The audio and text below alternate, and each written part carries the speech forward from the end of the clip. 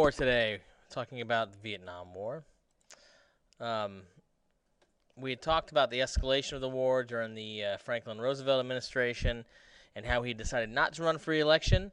During that election, Robert Kennedy, who looked like the front runner, was um, killed on his way to get the nomination. And when they did have their convention, the Democrats to choose a candidate, the Democratic Party, the Republican Party was pretty much all for the war. The Democratic Party was torn in half between those for and against the war. Um, Robert Kennedy was assassinated in Los Angeles, and LBJ decided before the convention to choose a candidate he wasn't going to run again. There he is, picking up his dog by the ears. So for Democrats, that left two choices. The anti-war Eugene McCarthy and the current vice president, who was for the war, but was also a longtime activist and supporter of both the civil rights movement and social programs like Social Security and Medicare, Medicaid. So you had two pretty liberal guys who were running in to take the place of the president. On the other side, oh, wait, before I get to who the Republican candidate was, the Democrats went to Chicago to choose their candidate, and all heck broke loose in Chicago. You had because the Democratic Party was in charge of the White House, thousands of young people protested in Chicago against any nomination, even though Humphrey was chosen, and it got real bloody. The mayor of Chicago, Mayor Daley, didn't want any protesters. He sent in the police to arrest, and they saw on the evening news the police attacking the crowds and breaking up the crowds with batons. The crowd at one point, because the news was there every night because of the convention, the crowd at one point was chanting, "The whole world is watching." And really, the Democratic Party coming out of that convention was broken up. It was really torn in two by the war issue, looked bad because of this convention violence, and in the end, a lot of Democrats stayed home. The Republicans had no controversy at all. They chose Richard Nixon to be their candidate. He had run against John F. Kennedy 5 years. Five. Let me see. It was 12 years prior, and had gone out to California and hung out and relaxed, and now he was back on the public stage. They chose Nixon to be their candidate. Here's the thing, the craziest thing about this whole election. I mean, it was the violence in Chicago was awful. The assassination of Robert Kennedy was a tragedy. Nixon was running for president. He said he had a secret plan to end the war, but he couldn't tell anybody that plan, and people believed him. People believed a candidate who said, "I have a secret plan, but I can't tell you what it is." The American Independent Party chose the governor of Alabama, who was for segregation, for separation of the races, George Wallace. Nixon won. The Independent Party, the party of segregation, sort of split the Southern vote. A lot of Democrats didn't vote at all because they were so disappointed in their party and the convention, and Nixon won. Nixon was president, and he was going to extend the war. So let's talk about Nixon in Vietnam. He had a policy called Vietnamization, which he was going to remove American soldiers and replace them with trained and well-equipped South Vietnamese soldiers. And here he is talking about it. And he began to bomb and fight in Cambodia. Here he is showing a map of Cambodia. Here he is talking about bombing and fighting in Cambodia. Some of the largest bombing campaigns in the history of mankind happened during the Nixon administration in Vietnam. He was going to root out the hidden communist camps that were along the Ho Chi Minh Trail in Cambodia. Because of our bombing, Cambodia itself fell into a civil war between communists and whoever was left. And protests because of the bombing in Cambodia increased against the Vietnam War, and this dissatisfaction with the war went up. Most Americans did not, even most Americans who were against the war, most Americans were just average Americans. Very, very small, tiny percentage of the country was part of this counterculture of music, hippies, and art and drugs. Most Americans were just regular guys doing their work, having families, living in the suburbs of the city.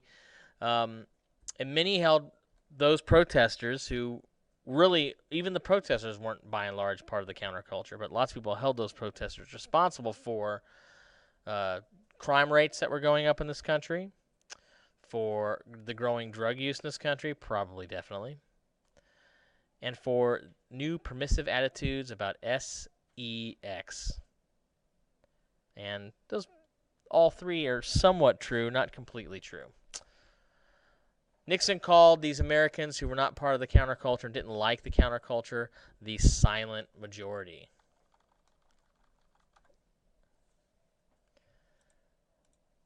And he wanted the silent majority to rise up and outmaneuver, outvote the counterculture. Probably the biggest tragedy in America during this time was at Kent State, which is a university in Ohio. In 1970, students, just like a lot of campuses, happened in Bloomington. Students broke windows. They burned down the ROTC building. They were protesting the war. Crowds grew, as you can see in the top photo.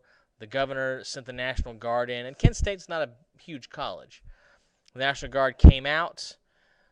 Students, again, this is just like when we talked about the Boston Massacre. Don't throw rocks, and don't throw ice, and don't throw anything at people who have guns. So the students began to throw rocks at the National Guard, and these were also kids, probably nervous about going to Vietnam, probably nervous about being there. Someone in the National Guard shot first, and then, again, all heck broke loose. When it was all over, 4 students were dead, 8 students were wounded. And this is right in Ohio, not somewhere else. This is the American soldiers firing on American civilians. In the end, peace talks between Nixon's administration and the North and South Vietnamese continued every night on the news. Every night they were talking about it. The North increased their attacks on the South. Nixon increased his bombing attacks on where he thought the communists were. And the war just dragged on and on and on through 1968, 1969, 1970. In January of 1973, the United States, North Vietnam, and South Vietnam agreed to the following terms to end the war. The U.S. would withdraw all its troops in 60 days. All troops would be out of Vietnam. All war prisoners would be released. We would give up ours. They would give up theirs. All military inactivity would end in Laos and Cambodia, countries that bordered Vietnam. And the North and South Vietnam would still be divided. The North communist, the South free. Here is what happened afterwards. Fighting continued between the North and the South. The South gave up very quickly and fell to the North. The domino theory turned out to be untrue. Only one of its neighbors became communist. The rest of them remained just as they were before the war. Cambodia is the one that fell to a radical communist Khmer Rouge, where they killed hundreds of thousands of people. They even started a new calendar at the year 0 for their communist government. They declared war on anyone tainted by the West, and 1.5 million Cambodians were killed. These skulls lined up are from the killing fields of Cambodia. In Vietnam, 1.5 million Vietnamese left South Vietnam, mostly on American ships to America. There's huge pockets of Vietnamese populations around the country.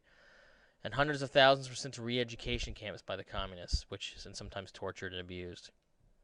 For us, the legacy is this: 58,000 dead, 300,000 wounded, countless more affected by seeing their friends die and being stuck in those jungles.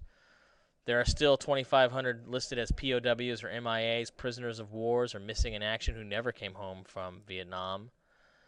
It was the longest war until the War on Terror. It lasted 7 years. It was the costliest war in American history until the War on Terror.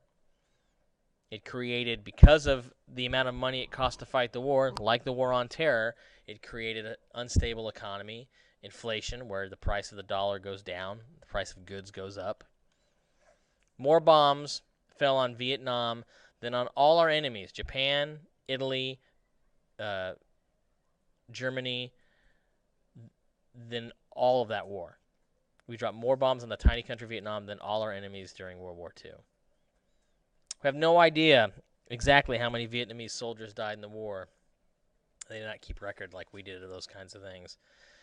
We didn't even open up trade again with Vietnam until 1994. And is Vietnam free today? No. Vietnam is still a communist country today.